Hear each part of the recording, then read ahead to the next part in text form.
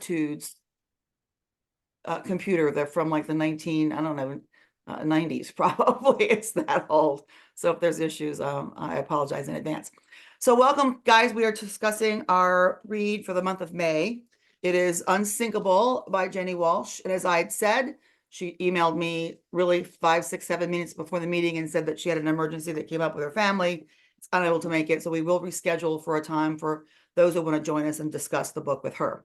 Before we get started, I want to welcome anybody new to the meeting. Welcome. We're glad to have you. And really will enjoy, hopefully you guys will enjoy the discussion of this book as much as I enjoyed reading it.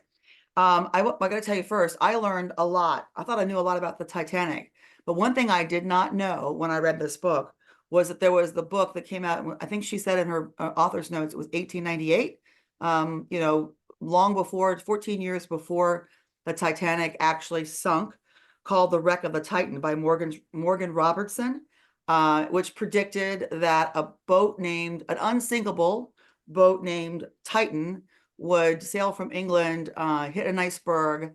There wouldn't be enough lifeboats and drown most of the passengers. And I was pretty shocked about that story. How that kind of, don't you get goosebumps when you think that, Carol? You're shaking your head. No, you didn't get goosebumps? I got goosebumps. I was like, okay, there's a prophet for you. And so I just thought that was really interesting. And I learned a lot of things that I didn't know about the Titanic just from reading this book, which is part of the reason I picked it up in the first place. I'm fascinated by that story. But before we get started, I always like to start things with a poll if we have two protagonists. And so I'm going to give you guys a poll, and I'm going to ask you to answer the question. So we'll launch that really quickly. Where is the poll numbers? You guys, here we go. Look how I'm getting better. I'm going to launch. And so what I'm going to ask here, can you guys all see it? Which heroine did you relate to most? And so everybody gets to vote. I'll give you a minute or two to go through that. And then, are you guys able to see it? Yeah. And then afterwards, I'm going to ask you guys why. Was it Violet? She is, of course, the housekeeper. What do you call those? The stewardess. Steward. Steward on the boat. And survived 3. I can't believe she got back on the boat. Olympia, the Olympic, the Britannica, and the Titanic sinking.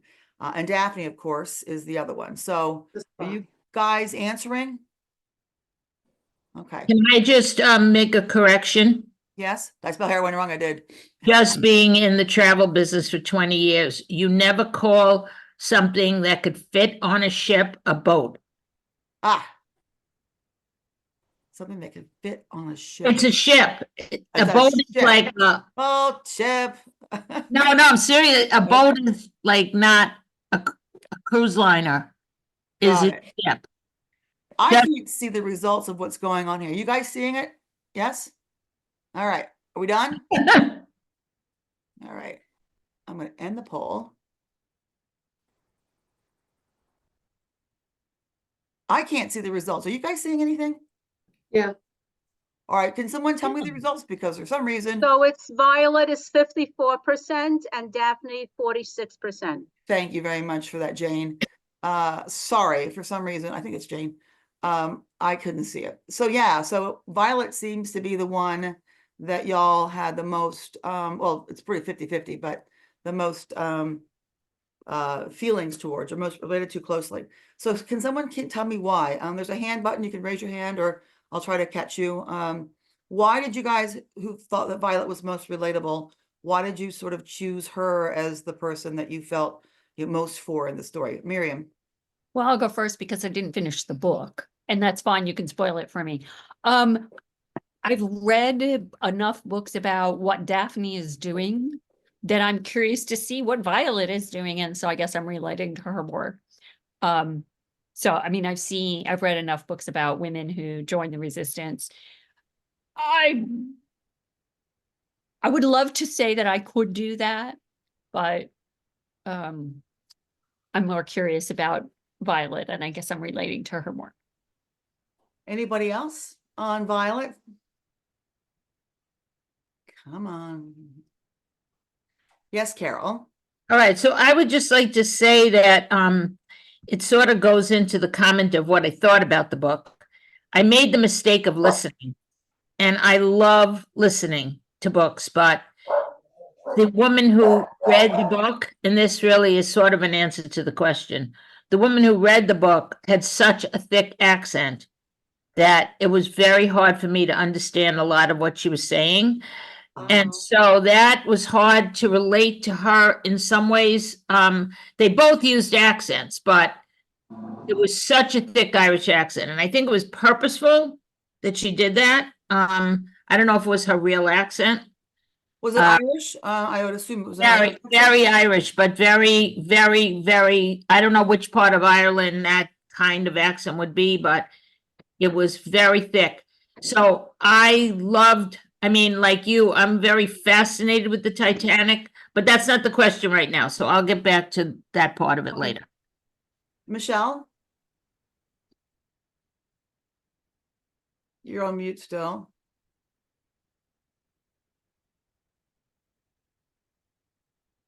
She can't get off mute. It's at the bottom somewhere. If I could take you off, I would. Okay, I got it. I related to Violet because I've worked on a cruise ship before. So it helped me to understand a lot of things that she was going through. Interesting. Interesting. Yeah, I found her, she was probably my favorite of the two as well. And I think, you know, it'll get later to we talk about, you know, sort of the juxtaposition between the two of the women, the two protagonists. But I found her unwavering dedication to her family pretty strong, and you know, that she was doing things in a very selfless way. And I felt, you know, and then that being that subservient person, you know, helping others, that desire to help her family, you know, so I just felt that she had a higher sense of a moral character, and she wasn't quite as shallow as I felt that the Daphne character was. Not that she was shallow, she grew in a whole different way. But you know, she was doing things out of a sense of duty, which I found pretty striking. Plus, I found that, like someone said, I think it was Miriam, the fact that she got back on those ships over and over again, that she was drawn to the sea, which we'll talk to in a minute, I felt was a pretty, you know, pretty interesting trait, that she could face her fear like that. All right, yes, Jane.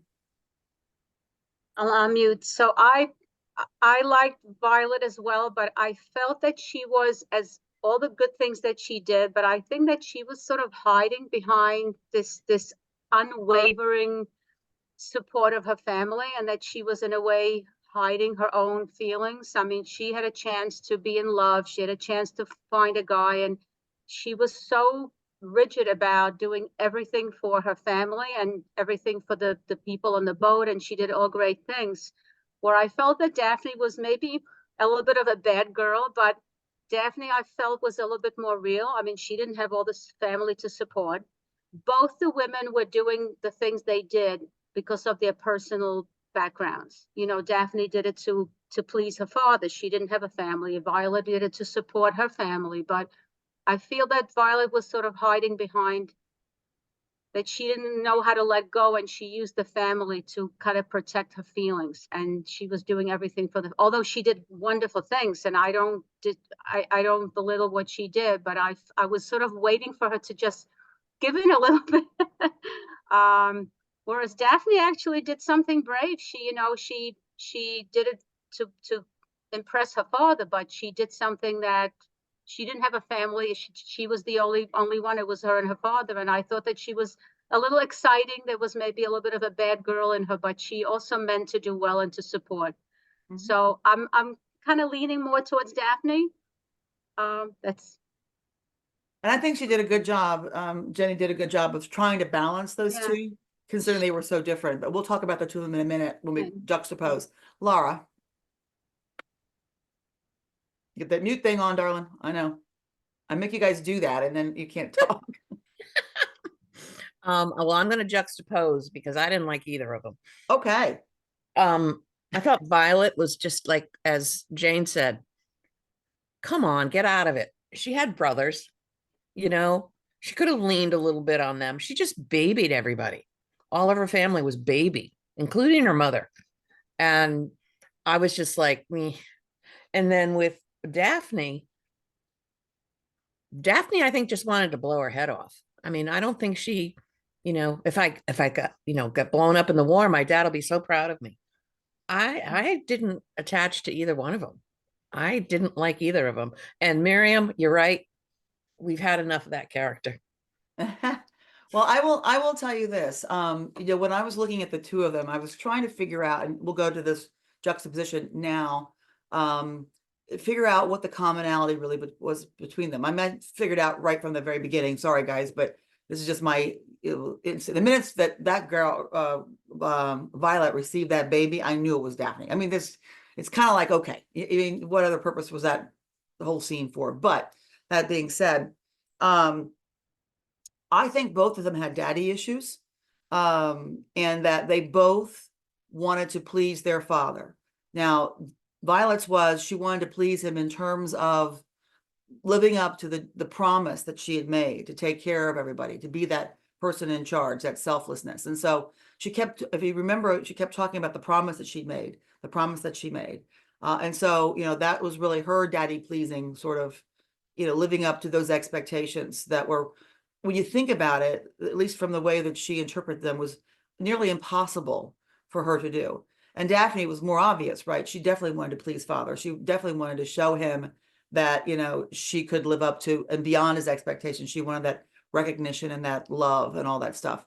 I was looking at the comment that Teresa just said. She felt more that for Daphne because her insecurities and self-doubt touched her. She had a lot of insecurities, and she wore them on her sleeve more so in terms of with herself, as opposed to Violet, who didn't so much. Jen, I'm going to hit you since you got your hand up. Janet Palma, yes. Having trouble with that. We hear you. We got you. Hi. Yeah, I didn't care for Violet. I actually didn't really care for her. We're having a hard time hearing you. Can you, what's going on? Can you hear me now? A little bit. You're still breaking up. Oh, shoot. Yeah, everything seems to be breaking up on Maybe this turn your app. video off just for a sec. See if that helps. Sometimes it does. Oh, Bandwidth. something. My kids used to play games. Let's see if that's better. Okay, can you hear me now? Much better. Thank you. Oh, this is bizarre. Okay, well, you don't need to see my ugly face. So, yeah, I kind of like the Daphne character because I like stories of resistance, and I don't care how many times I read them. They all seem a little different to me. But that's just me. And I just couldn't ever figure out how they were going to get together. And the end was this weird Due Machina thing to me. I mean, it seemed like it belonged in a Greek tragedy. So it was like, really, come on, you really had to kind of like work at getting that mesh together at the end. I didn't see it. And the story read, it's like, okay, well, this is kind of interesting, but as far as like a book that had a satisfying ending, it didn't really do that to me. So I'm glad that the author wasn't here. So, because Well, otherwise, I was going to actually, I was going to do a poll question about the ending, but I thought the author was going to be there, and I thought, okay, if I do that, it's going to, Yeah. upset her, and I was going to get her off at like 15 minutes before we could talk about that ending. Yeah. And I'm going to ruin it for Miriam or anybody else who didn't finish. It was a quick read. She doesn't care. Yeah. I always like to joke, and that's not really a joke, but I had an agent, and I won't name her name here, but who had basically asked me to read another author where, I'm not going to name the author either, but where all the characters at the end who could have possibly been the person that was responsible for it, miraculously, coincidentally, all went up in the woods, all with guns, like 7 of them, pointing each other at the same time, and we figure out who the bad guy is. I mean, like, oh, come on, right? Well, this book had a bit of that, where, and that's the only part I really didn't like about the book was it ended up all on a big, nice bow tied up on the end. That's But the thing is that that's why I couldn't figure out what the juxtaposition of these two stories was at all. I mean, I kept going back and forth, going back and forth. It was like, how were these people related in any way? And then it was like, oh, okay, all right, too weird. Yeah. Now, I so. think that has to do with, though, some of the symbolism of the sea and how that plays in this book. I mean, I think, the fact that, she found out that this woman, Violet in real life, did receive an infant that no one had record of on the book, and she ties that into this fictional character that she made is kind of cool, I think. But I think in terms of the commonality with them is the facing of your fears, right? The facing of the sea. And being drawn back into that in order for them to grow to the next level of whatever that might be, facing the next one. I think her character with Daphne has more growth than what she exhibits in Violet, because Violet's just going back to the same old, and not really advancing her growth arc, in my opinion. But Daphne does so much more. But I think that's the common thread, that and trying to tie that bit of the true Titanic story. If you read the author's notes, you'll see that that's what she was trying to do with that character.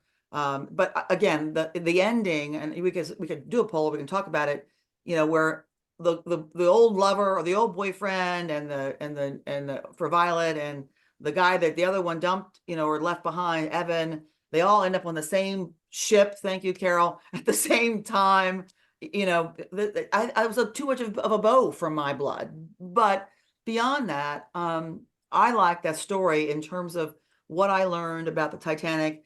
And I'm with Laura a little bit. The World War II thing, it was just way too many heroines. She says in her author's notes, she combined the heroism of like 4 or 5 women all into this Daphne fictional character. A little much for me. But beyond that, I mean, I think that's the symbolism, right? Is that, the facing your fear to grow, and that sea for both of them, water being a source of that, is I think where she was going, and I'd love to ask her about that.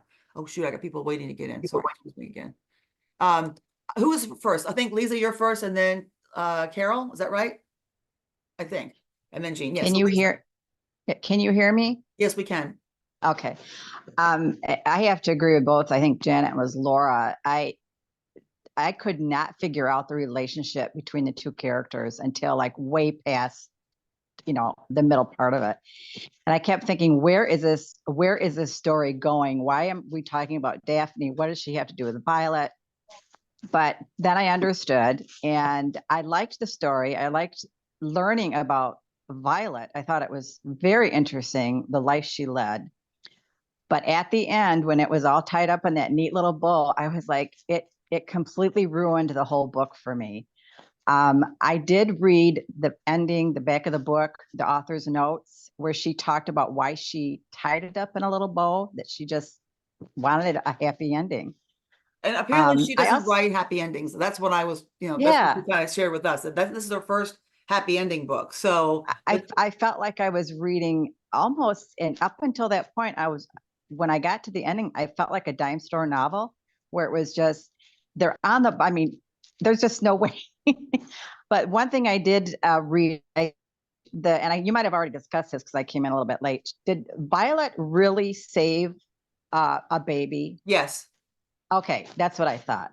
So that was interesting to me. And that baby, according to the author's notes, that baby was not on the what do you call that? The manifest of passengers. Oh, yeah. So that's where she came up with this concept of, she created this person to be Daphne. Frankly, I think the story might have been better if she didn't have the Daphne character at all. But that's just me, and I'm not going to tell her that. But I thought Violet could have been interesting on her own if she had, had stayed with that, because she had, yeah, a really good, a really good storyline. I mean, story without her, yeah, 3 boats, and then of course the sinking of the other one as well. So she had a lot of mishaps at sea. Braver than me. Carol, do you have something? Or you got it all, Lisa? You good? I wrote down a few things so I would be efficient. So Miriam's laughing. I lead book groups, so if I was leading, I'd be able to say a ton. But anyway, the other thing I wanted to say is cabin, not room. Please, cabin, not room. A place you stay on a ship is never a room. Anyway, I just want to say that I am so happy that we're having this discussion without the author right now, because I felt the same. I don't understand why everybody thinks today that they have to go back and forth between two periods. I think that, like, some authors maybe are really good at it, like Lisa Scottolini, but I just feel that it doesn't have to be every single book that includes two different people, two different time periods. It could drive you a little crazy. And in this case, I felt the same. I was like, why? I kept trying, racking my brain. Why are these women connected? And Can I kudos ask a to question, you. Carol, before you go on? Stay where you are, 'cause I want you to finish, but I want to ask everybody, how many of you guys found yourself, to Carol's point, going, if you were into the Violet story, jumping the next chapter to the Violet story and reading on, and then going back and reading Daphne, or vice versa? Did anybody else do that besides me? Well, you can't do that on an audio. It's too Oh, hard. that's right. I did that. I was really so into the Violet story. I would skip all the Daphne chapters to get to where I wanted to be, and then I got, okay, I'll go back and catch up. Sorry, am I the only one that did that? No one else did that? Come on. I never thought of doing that. That's a good I idea. do it all the time. Well, I'm thinking also about the end. Today, like, people, I think a lot of people who write books are thinking they might become a Netflix show. And you might not want a Netflix show to end bad. Miriam's laughing. But I'm really serious. I think maybe some people think of it as a visual experience, and maybe we wouldn't want it to end bad. Like, who knows? Oh, you know what? Maybe she was thinking about the importance of being earnest about the baby. I don't know if everybody knows that play, but so I just want to also say one thing about the Titanic, because you mentioned, Sharon, about being loving everything Titanic and learning things, and I learned some things too. And I don't know if it's worse if you're a quote fanatic. Now, I won't call myself a fanatic of the Titanic, but I'm quite almost there. I mean, I just love everything Titanic. And if I could just indulge you guys for 1 minute. This is my son, who is 31, who's an actor in LA. He was Jack Thayer. And this is my son, who's 39, and he was Harold Bride, both the guy who was the telegraph operator in Titanic, the musical, which is like my favorite modern musical. I can sing the entire first 15-minute song. And actually, anyone who's in New England, it's going to be at the North Shore Music Theater in October. It's like one of the best musicals I've ever seen. So, being that I love the Titanic, anything about the Titanic, that's kind of warped. I don't love everything about the Titanic because people died. But yeah, I was going to say it's. I love all the stories. I love all the Isaac Stern, the Sterns, and I love all of those stories about the band that kept playing when the ship was going down, and I love all the stories. So it takes quite a bit for me to be really happy about a book about the Titanic. I think if you're into cooking and you go to a restaurant and you love to cook lasagna and you're good at it, you judge lasagna at a restaurant differently. That's the only kind of thing I can say. So, and I will never tire of stories about World War II that have a heroine, because, we have read a lot of World War II stories, and, sometimes they get a little bit much, but not so much on this end, of women resistance. Well, in this particular thing about the Titanic, what I also found interesting is that she went what was in Violet's memoir, and apparently her memoir records some historical facts different than historians have it, and this woman was there. So I felt that was an interesting perspective too, in terms of what she saw and she witnessed, and she being Jenny Walsh stayed true to Violet's diary, her memoir. So I think that's important for us to recognize as well. But that's a kind of a cool asset of this. Well, you know what, even on your saying you read the whole thing without going back and forth, they could have had Violet's whole story and then had at the end something about a baby and that she did something good. It didn't have to be a whole other story, right? She could have changed it. Yeah, she could have done it that way, which would have been interesting as well. All right, Jean. I'm not going to repeat everything that's been said, but one of the things that dawned on me as I was reading it and feeling as though there was so much extra story that didn't really feel necessary in some respects, or maybe I would figure it was necessary at the end when I put it all together. But I kept reminding myself that these two women really lived at very different times. And they lived at different times where women were able to be different women. So Violet's time and her expectations and her life dictated so many different things than Daphne, who had so many other opportunities. And so I stopped trying to kind of compare them or relate them to each other because I realized I couldn't do that. And once I did that, I think I saw them differently, but I feel the same way when I got to the end. I kind of went like, oh, okay, it's over. And I felt like I worked this hard to get to this point, and it didn't feel like a satisfying response. Right. I mean, I think that's one of the flaws with this book. Even though, like I said, I really enjoyed it. And then, I sort of went back and forth. Do I include it or not? And then I said, I read it. I like it. The ending is just too tied up in a bow. And I think that's the problem. Right. I think in real life, things don't always end well. And just the coincidence, the whole, like you said, who was it? Jane said something about a dime store novel. There was a bit of that feel to it. That was great. When it drove me crazy.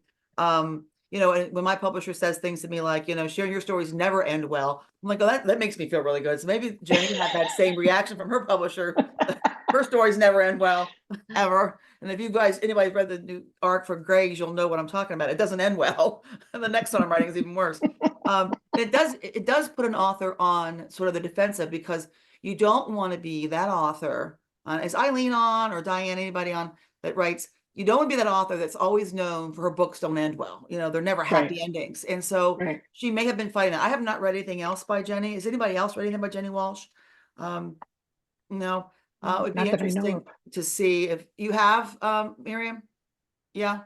Do they end poorly? Do you mind me jumping in here? Yeah, I read The Call of the Wrens and I Am Defiance, both World War II stories. Do they end happily ever after, or are they kind of? Did you like about them? the resistance? Both of them are about the resistance. Did you like both of them, or one more than the other? So I Am Defiance was about, I read it a while ago. It's a young adult story, and it's about a girl who gets involved in the resistance in France, who's young. So she's a young teenager. And I don't remember more about the story because I read it a while ago. And then The Call of the Wrens was about the messengers, the people who drove around. And that's all I kind of remember. I mean, I read them, I enjoyed them. And then I'm reading this one, and my feeling is, so I'm 130 pages into the book. So I haven't finished it because I read the wrong book for this week. I know. What did you? Oops. I know you told me. I was like, oh no. Yeah, I read the Outlaw Noble Salt, which is really good. Oh God, isn't it great?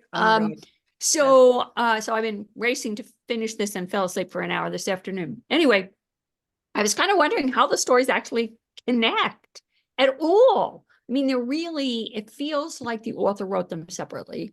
And then the editor said, oh no, you need a dual timeline thing. So cut them and put them together. And I was surprised that it took 100 pages plus to mention the father's name. And I was like, okay, so how do they still connect? So now I know that they're going to connect later. So while you were talking, I'm like, oh, that's the light bulb moment then. The kid is an infant, why? And is petrified of water as she's training to be in the resistance, right? So I'm like, oh, massive foreshadowing kind of back and forth. I don't think that this is well integrated story. By 100, you should kind of know how the characters are going to connect. Oh, That's my feeling. Can I say that I'm glad, Sharon, that your books don't end well, because I want to tell you some of my absolute favorite books I've ever read, like Bridges of Madison County. Every time I read it or watch it, I want it to end differently, and it makes me want to keep watching it. So many books that I've read growing up and as an adult did not end well. And it makes you want to feel read it better, 'cause they again. all end bad. It makes you want to read it again so that maybe the ending will be different.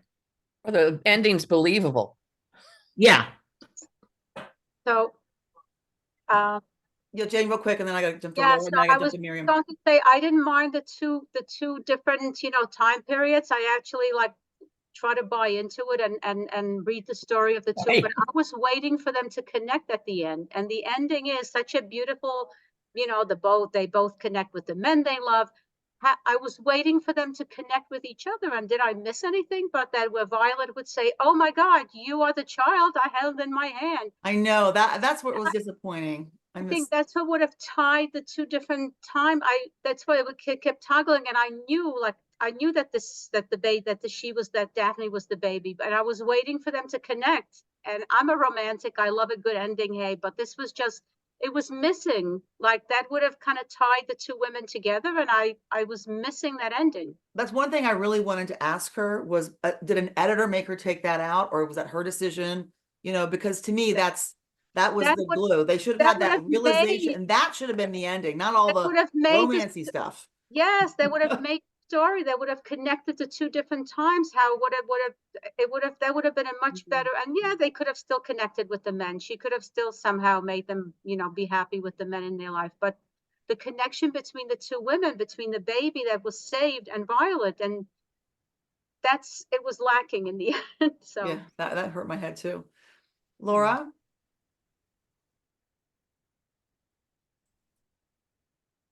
You were on, okay. You had yourself off. Now you're back on. You had yourself off. Oh, you go. Now you're There off. we go. So I'm going to let it all go. First of all, the book is called Unsinkable, which, oh yeah, I bet it's about the Titanic. Then it has a picture of the Titanic on it. The first 30 pages of the book are about the Titanic.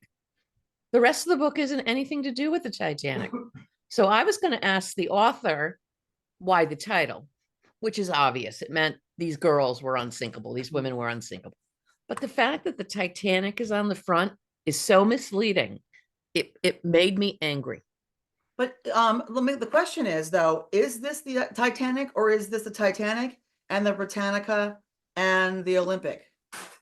Because they were sister Ask ships and they Carol. all looked alike, apparently. Carol, do you have the book? No, she listened to it. That's the Titanic. How can you tell the difference? Well, they all have four thingies? They all have four. Not all of them have the four thingies. One of those is fake. Right, but I was just curious, and that's what I thought. I thought it was represented. I mean, I haven't seen the other ones. I didn't research that. Although I am getting that book by Morgan Robertson, the foreshadowing book. I thought that was really cool.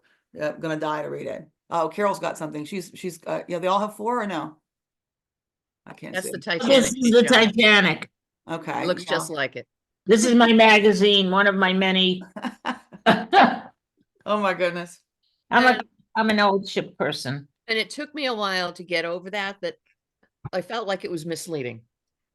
I mean, I felt like she picked the title and put the boat on there to get people to pick it up because, like Carol, I like stories about Titanic. Your PR team and your marketing people at the publishing company have an awful lot to do with your covers, an awful lot to do, and they can even fight you on the titles too. I've had some issues with titles, but I always get my way because I don't relent. I put a "the" in front of Grays this time just because they really wanted to change to something else, and I'm like, no, that sounds like Shades of Gray. They want to have Shadows of Gray. I'm like, no. No. It's not the right title. No. Stop. No. Anyway, I think you may not have had a choice about the cover that may she may have not have. It depends on she HarperCollins, I think. She's HarperCollins, isn't she? And the other thing, oh, now I forgot what it Yeah, was. it's HarperCollins. Yeah. I had something else, but I forgot. Go ahead. What? Sorry. I had something else, but now I've forgotten. We can come back. I'll Mary, come you back. had your hand up. I'm not sure if we got you, because you jumped in on another comment I had. Oh, yeah, you kind of got me. I was like, the stories just don't connect. So, so I mean, I'll be interested to see the end now that you guys are talking about it. It was the part about the water, when you guys started talking about the water, because remember, I haven't finished it yet. Yeah. You started talking about the water and she's got this major fear of water. I don't know, as an infant, that you would still remember that it would really petrify you if you were like a couple days old. But who knows? The baby plays such a small role in the Yeah, story. that's It feels like the two pieces were written completely separately. and I will ask, there was a question I wanted to ask her in terms of believability, that jumped in front of me, which was, all right, so I'm just trying to figure this out. So she gets handed this baby by this guy named Mason, I think is there, some dude that's one of the crew members. This is Violet gets handed this infant, and she holds on to this infant, and when she finally gets to the Carpathian or whatever it is, the other ship, and some woman comes and just snatches the baby away. But that woman is not the baby's mother. That woman is the au pair. And so the question that was just driving me crazy, this whole thing, trying to, so I figured out from the first time I read that whole Daphne chapter, that Daphne, with her fascination with the Titanic and her first a few pages, was clearly that baby. That was going to come around some way. That was my, just, I guessed it, right? But I was dying to try to figure out how Daphne's mother, how this came, did Daphne's mother get off? Was it Daphne's mother that snapped, her away from Violet? Who was this person? Then I find out later in the book, much later, that's the au pair. And the question I have in my head, what happened to Daphne's mother? Why was the au pair on the lifeboat and not the mother? And why did the mother stay behind? And so that it's not explained. It's what I call an open contract with the reader that's never closed. And those are big no-nos in editorial world. Anybody that's been on that receiving end of it knows that you can't have gaping open contracts that you haven't closed with the reader. And that was one for me. I didn't understand why Daphne, unless I missed it. Somebody tell me if I missed it. Did they give an explanation anywhere that I overlook? I speed read a lot of these things. Why Daphne's mom wasn't on the lifeboat? Did she decide to drown with the boat in order to, I'm sorry, the ship, Carol? She's good. The ship. Did she decide to go down with the ship in order to, But it says she knew her mother. I'm really serious. Probably know her mother. If her mother Daphne drowned knew her on the mother, Titanic, and then her father takes over. Her mother dies, and I mean, so it can't have been as an infant because she said she knew her. She lived with her until her father died. according to the story, her birthday Okay. was January 19th, 1912. Titanic sunk on April 15th, I think, Carol, 1912. She'd have been 3 months old.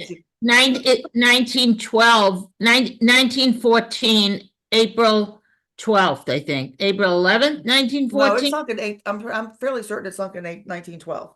1912, yeah, April 14th, I think, 19. But I was just looking up, I want to just tell you that Eleanor Roosevelt, when she was a baby, or very little, was lowered into a lifeboat, and after that traumatic event, was terrified of the water. And this is a similar time period, so maybe this is where she got this little factoid. Right. Well, from a water perspective, I mean, I think the sea is a huge part. It's almost, sort of Right. a character in itself in terms of, the fear, the antagonist, the I love fear that. these women have of the sea, and that they have to face those fears to get to the next level of growth in their own personal life. And that's definitely true, I think, more so for the Daphne character than it is for the Violet character. But Violet, never learns to swim. It's something that kind of bothers me. I don't know, after I've been on a couple ships that have gone down, I might want to learn that skill, just saying. Another thing that kind of bugged me. But the sea is such a big part of this book.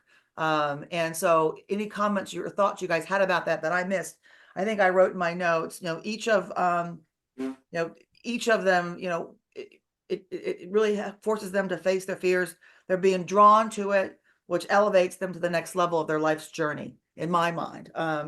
if you read it that way, you can really see the role the sea plays. So yes, I think Carol, you're first, and then Laura. Oh, no, I didn't have my hand up, but I just want to say, you know, that's why I love being part of a book group like this, where we're coming from all over, and you're a great leader. I mean, I just really feel that I would never even, I never considered that angle. And I Let's try to look love, at some symbolism, no, what is but I it- love that. It's so profound when you really think about it, when someone mentions it, you know, because sometimes we just focus on something other than, because she was talking about in the Titanic part, so many of the characters, so many of the real characters who you've heard of who are on the ship. But that is just a really profound thought about the sea and about, yeah, I loved And it. that's one of the things I wanted to ask her, because sometimes I've asked questions like this before of authors. I think some of you guys have been on, and they go, huh, I didn't think about that. I'm going, okay, maybe I'm just thinking too much into these things. But I'm certain that she made such a big deal of the sea being, part, both of their fears of that. It has to have some significant symbolism in her writing. And as Miriam said earlier, it does also foreshadow what the Daphne character is going to have to overcome in order to get to where she needs to be in terms of her role in the resistance. Laura, you have a hand up again, or did I call you twice? Yes, I do. She's very prolific.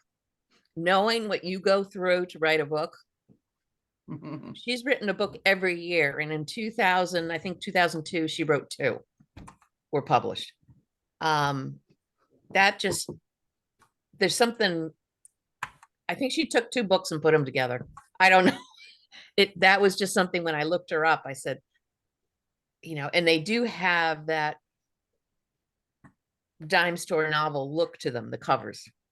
It might be also that, she's, according to what Miriam just said, she studied the resistance, and she's run across some very interesting characters, female characters. And so her combining many of their stories into this one fictional character might be part of, result of some of that research for her. At least from my perspective. Did anybody else have any sort of symbolism or any foreshadowing or any interesting tidbits that they wanted to share? Lisa, yes. Yeah, I had a question actually. I don't know if I read this in the author notes or in the book. I don't have the book anymore, but did the Violet actually receive a call from someone that said, or was that just part of the story? It was the Or did that author's really notes. happen? At the end of the author's notes, she writes that in, I don't know if it was in her memoir or if it was just an article or something that came out subsequent to Violet's memoir, that someone had phoned her, a woman had phoned her and asked her, did someone give her an infant when she was on the Titanic that she had taken onto the ship that was the rescue ship, and she had confirmed that she had. And so Okay, that's what so that really happened. Yeah, that gave. Yeah, that's pretty cool. Yeah, and that's what gave her the idea to create this Daphne character, because there's no information about that child, and there's no record of that child, according to the manifests. There was no other infant that survived other than that son, that boy, that was in the same lifeboat. I think it was lifeboat number 16, which was the same lifeboat that Violet was on, which I thought was kind of cool. Yeah. Does anybody have any other symbolism or any other foreshadowing or anything like that they thought was kind of interesting they wanted to bring up? Laura, are you up again? Yeah, it's me again. Okay, I'm just curious. I Well, keep the hands raised. I make sure I try to unhand them. No, that's okay. I was petrified by when the lifeboats went into the propellers. Oh my gosh. Right? Yeah.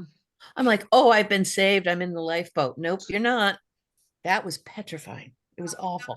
And that this woman, Violet, in real life survived that she went through that propeller, not on the Titanic for Miriam, but I think it was the Britannica, and survived it. I mean, went down into that whirlpool and vortex and then came out, with her head and everything. So yeah, her story is just fabulous and fascinating in my mind.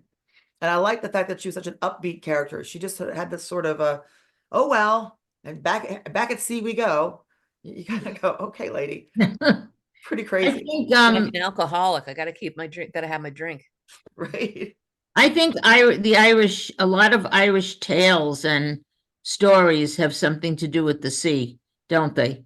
They do. They're very, very much, right? Like their folklore and everything is very close to the sea. I think it might be logical.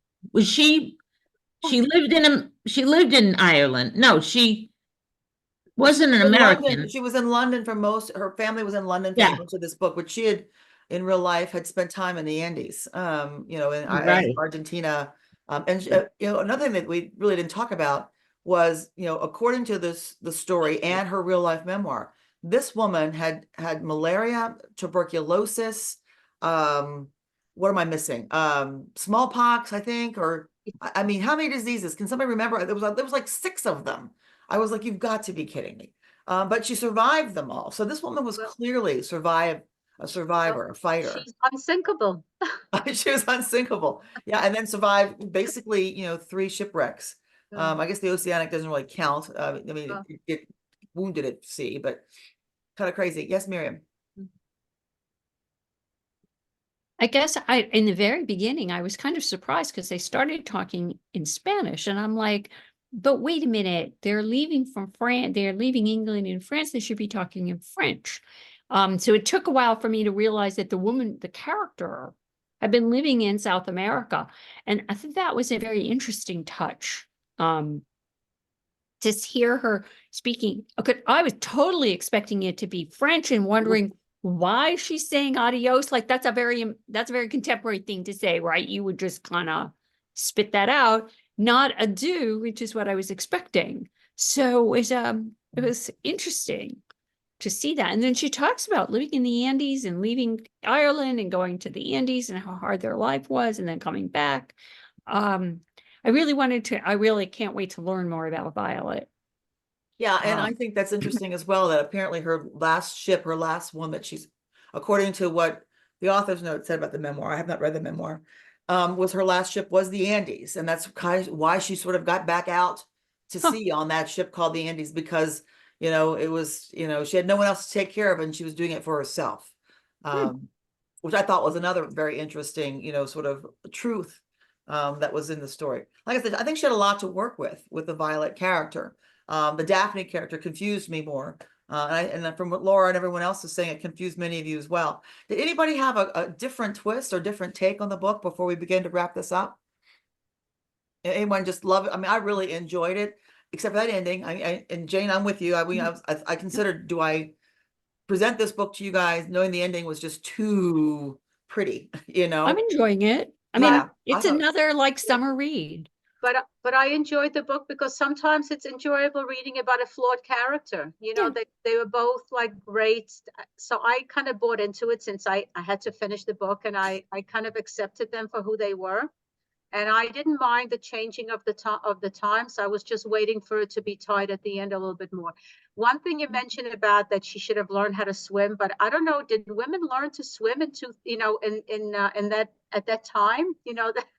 I think, was it Jeannie Probably. mentioned that the women lived at very different times. One was, they how many years apart, that the lives of women were a little bit different. So although she worked on ships, and Violet was, I like Daphne better. So, but Violet, in her defense, I don't know if she had the opportunity to learn how to swim, and especially with her challenging life and all that. So I wonder. Well, just from a country girl, where I grew up, I didn't learn how to swim until I was 15, and some guy I was going out with he tossed me into a pool, then realized I couldn't swim and had to save me. So I figured he better teach me how to swim before I didn't learn until I was 15. Just so many of you probably didn't. I don't know if you grew up where we grew up. It was just, Yeah. And what kind of bathing suits did women wear at that time? They were probably made out of wool. So I can see how, and maybe it was part of the story that she didn't know how to swim, that she survived despite her fear of water. So that could have just added a little bit. Carol's showing her picture of a New York word schmaltz, to add to it a little bit. Yeah. All right, Suzanne, I'm going to let you jump in here, darling. All right, thanks. I have not read a lot of books about women in the resistance, but I was fascinated by what the character was doing. And even down to like parts for the radio, much less moving hundreds of people. I don't know, was that true to what you guys have read about in real life for people in the resistance? Yeah. Yeah. Really? And in Okay. fact, the lady with the prosthesis, she's a very famous woman who she's a Oh. spy who was American. She was a diplomat. She lost her leg in some accident, and the U.S. State Department did not want to allow her to be in the diplomatic corps or work as a spy. And Ah. she goes back. She goes to England, and they hire her, and she works with the resistance. And for 3 years, she set up resistance cells. She's a real person. She set up resistance cells throughout France. And she was most wanted. And she escaped Wow. with her life. Marie of Okay. Lyon, right? Is that her? Based on Virginia Hall. Virginia Hall. She's Right. there's a wonderful biography of her, something like the woman who wasn't supposed to be a spy. There's some the most unwanted woman or something like that. It's a kind of interesting title. It's a fascinating story, and she talks about setting up these resistance cells. And then there's a story by Pam Janoff called The Missing Girls. It's also about the radio operators that are dropped behind the lines in the French resistance Okay. by the British. So there's actually a lot on them. Awesome. They're fascinating, and Okay. it's amazing that any of them survived the Germans. Yeah. Resistance Awesome. Women by Jennifer Ciavarini. Chiaverini, that's also really good. But the book about Virginia Hall, if you really want to know about how the cells were set up, she's the woman who goes to France and she sets up the cells for the British and the French. Okay. Thank you. And they talk about her prosthesis. So when I saw her, I'm like, oh, I know who this person is. Yeah. Yeah, And if you cool. go into the author's notes, Suzanne, she's got a bunch of the names of the folks all the women that she based this Daphne character on, different scenes from the depot cool. explosion. So you can do a nice Google search on some of those and find some of those books if you're really interested in them. Good It deal. kind of gives you a roadmap for that without giving the actual sources. And that's why I think that some of this was her research that she had done for some of the other stories that she's written, that sort of came through in this one. I Good just deal. found a video on YouTube, if anyone's interested. It's called Surviving Titanic, Britannica, and Olympics Disasters, and it's about her. Ah, Yeah, see, Cool. there's like now I'm gonna go down that rabbit hole. a whole different perspective for you, Carol. Yes, it is. Yeah. I'm It glad is. I All read right, this everyone. book. Well, It I was want to thank you guys for joining me this month on this book. And so next month, let me just see if I can yeah, stop. tell me so I read the right book. I'm gonna stop the recording here somehow. Hold on, I'm very slow when it comes to this. Lord. I think we got an email with all of them, didn't we? We did, but